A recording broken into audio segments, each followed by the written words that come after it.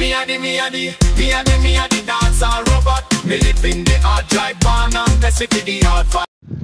নবম শ্রেণীর সুপ্রিয় শিক্ষার্থী, আজকে আমরা তোমাদের ইংরেজি বই থেকে নতুন একটি এক্সপেরিয়েন্স, নতুন একটি chapter, a journey through explanatory text, অর্থাৎ ব্যাখ্যামূলক টেক্সটের মাধ্যমে একটা ভ্রমণ। এই এক্সপেরিয়েন্সে 9.1.1, 9.1.2, 9.2.1 এর তিনটি অ্যাক্টিভিটি বিস্তারিত উত্তর সহ আলোচনা করতে যাচ্ছি। প্রথমে জেনে নিচ্ছে আমাদের জন্য নির্দেশনা কী দেওয়া আছে। 9.1.1 Discuss in pairs and make a list of what you think is important to do as a student. জোড়ায় আলোচনা করে একজন ছাত্র হিসেবে কি করা গুরুত্বপূর্ণ বলে তুমি মনে করো তার একটি তালিকা তৈরি করো। নবম শ্রেণীর সুপ্রিয় শিক্ষার্থী, তোমরা নিজেরা হচ্ছে স্টুডেন্ট, তো তোমরা স্টুডেন্ট হিসেবে তোমাদের কি কি কাজ করা উচিত এরকম কিন্তু বিশাল তালিকা হতে পারে। ঠিক আছে, তো আমি এখানে নমুনা হিসাবে কিছু দেখিয়েছি, তোমরা এখানে দেখতে পাচ্ছ। আমি কিন্তু হেডলাইনে দিয়েছি, এভাবে দিয়েছি, a list of what I think is important to do as a student. অর্থাৎ একজন স্টুডেন্ট হিসাবে, একজন শিক্ষার্থী হিসাবে আমার কি ভাবাটা গুরুত্বপূর্ণ তার একটা তালিকা, বা কি করাটা গুরুত্বপূর্ণ। প্রথমটা হচ্ছে to go to school every day, প্রতিদিন স্কুলে যাওয়া। Number 2, to respect the teachers, শিক্ষকদের সম্মান করা। Number 3, to respect the parents, বাবা মাদের সম্মান করা। নট পলিউটিং আওয়ার এনভায়রনমেন্ট, আমাদের পরিবেশকে দূষিত না করা। আমরা কিন্তু বিভিন্নভাবে পরিবেশকে কিন্তু দূষিত করি, যেমন যেখানে সেখানে আমরা ময়লা ফেলে পরিবেশকে দূষিত করতে পারি, সেটা করা যাবে না। Number 5, to keep our surroundings clean, অর্থাৎ আমাদের চারিপাশটা পরিষ্কার রাখতে হবে। To keep our school neat and clean, আমাদের বিদ্যালয়কে পরিষ্কার পরিচ্ছন্ন রাখতে হবে। Not to mix with bad company, খারাপ সঙ্গের সাথে মেশা যাবে না, যারা খারাপ তাদের সাথে মেশা যাবে না।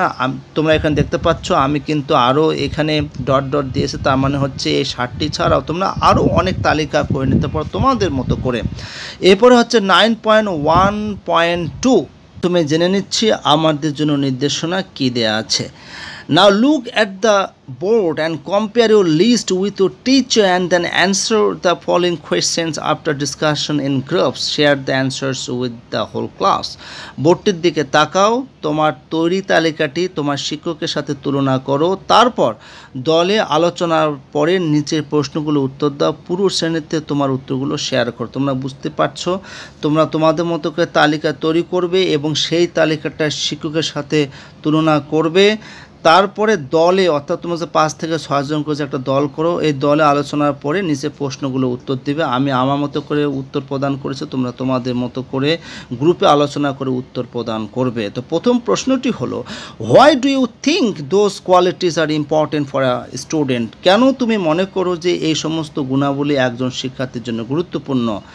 এটা হচ্ছে answer, I think those qualities which are mentioned above are important for a student.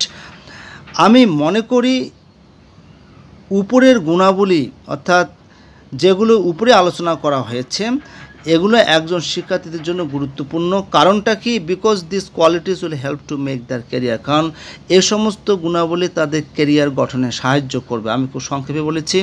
Number B, how can you ensure and enhance those qualities, যে তুমি কিভাবে এই ধরনের গুণাবলীগুলো নিশ্চিত করতে পারো বা ত্বরান্বিত করতে পারো বা নিজেদের মধ্যে গেইন করতে পারো। তো এখানে উত্তরটা এইভাবে বলা হয়েছে, we can ensure and enhance this qualities by following them to the point, যে আমরা টু দ্য পয়েন্ট ঠিকঠাকভাবে এই সমস্ত গুণাবলী অনুসরণের মাধ্যমে আমরা এগুলো নিশ্চিত করতে পারি বা ত্বরান্বিত করতে পারি। If we follow this qualities automatically we all will be resourceful, যদি আমরা এই ধরনের গুণাবলীগুলো অনুসরণ করি তাহলে আমরা স্বয়ংক্রিয়ভাবে নিজেরাই সম্পদে পরিণত হতে পারবো। এরপরে 9.2.1 অ্যাক্টিভিটি, প্রথমে পড়ে নিচ্ছে নির্দেশনাটা কী দেয়া রয়েছে। Read the following short text on water clogging, then in pairs or groups find out why it occurs and how we can solve the problem. Later share your responses with the class. জলবদ্ধতা বিষয়ক সংক্ষিপ্ত টেক্সটে পড়ো, জোড়ায় বা দলে জলবদ্ধতা কেন ঘটে এবং কিভাবে আমরা এটা সমাধান করতে পারি তা খুঁজে বের করে পরে সেন্টার তোমার উত্তর শেয়ার করো।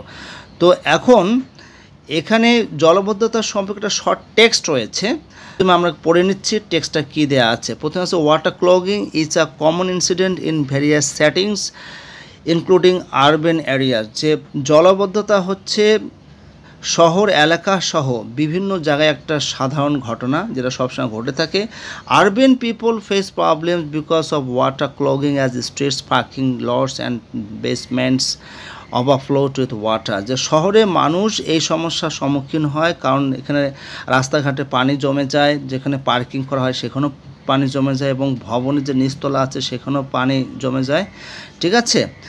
People experience difficulty in moving from one place to another. শহরের জায়গায় কী হয়, মানুষ এক জায়গা থেকে আরেক জায়গায় যেতে সমস্যার সম্মুখীন হয়।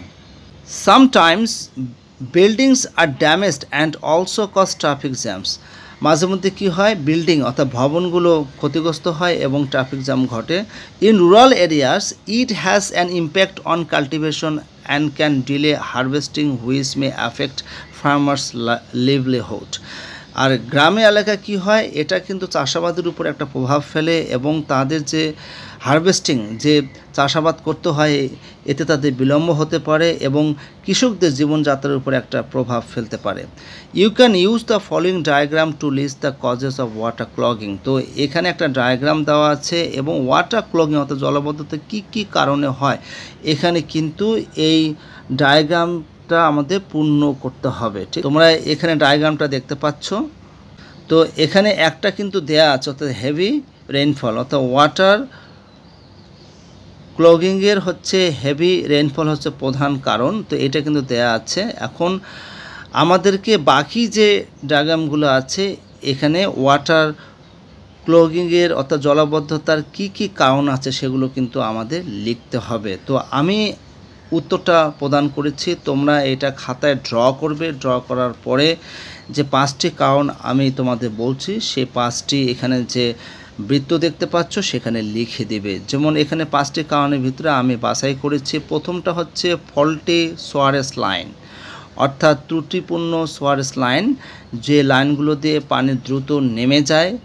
ঠিক আছে, এটা হচ্ছে ফল্টি সোয়ারেজ লাইন। এরপর হচ্ছে ন্যারো রোড, যদি রাস্তাঘাট সরু থাকে, চিকন থাকে এবং যেখানে দেখা যাবে যে পানি কোথাও যেতে পারবে না তাহলে সেটাও কিন্তু জলবদ্ধতার সৃষ্টি করতে পারে, বিশেষ করে শহর এলাকায়। ল্যাক অফ ওয়াটার বডিজ, এটা খুবই একটা সাংঘাতিক সমস্যা আমাদের দেশে। ওয়াটার বডিজ মানে হচ্ছে জলাশয়, যে যদি জলাশয় প্রচুর পরিমাণে থাকে তাহলে দেখবে যে পানি খুব দ্রুত জলাশয়ে নেমে যায়, তখন আর কোনো জলবদ্ধতা থাকে না। এরপর আনপ্লান্ড সিটি অ্যান্ড টাউন অর্থাৎ অপরিকল্পিতভাবে যদি নগরী আমরা গড়ে তুলি সেখানেও কিন্তু জলবদ্ধতার সৃষ্টি হতে। আরেকটা হচ্ছে উইক এমব্যাঙ্কমেন্ট প্ল্যান অর্থাৎ দুর্বল বাঁধ ব্যবস্থা যদি করি সেক্ষেত্রেও কিন্তু জলবদ্ধতা সৃষ্টি হতে পারে। নবম শ্রেণীর সুপ্রিয় শিক্ষার্থী, তোমরা অবশ্যই এটি ভালো করে বুঝতে পেরেছ। তো আজকে এ পর্যন্তই, সবাই ভালো থাকবে। ভিডিওটি ভালো লাগলে অবশ্যই লাইক, সাবস্ক্রাইব, নোটিফাই করবেন।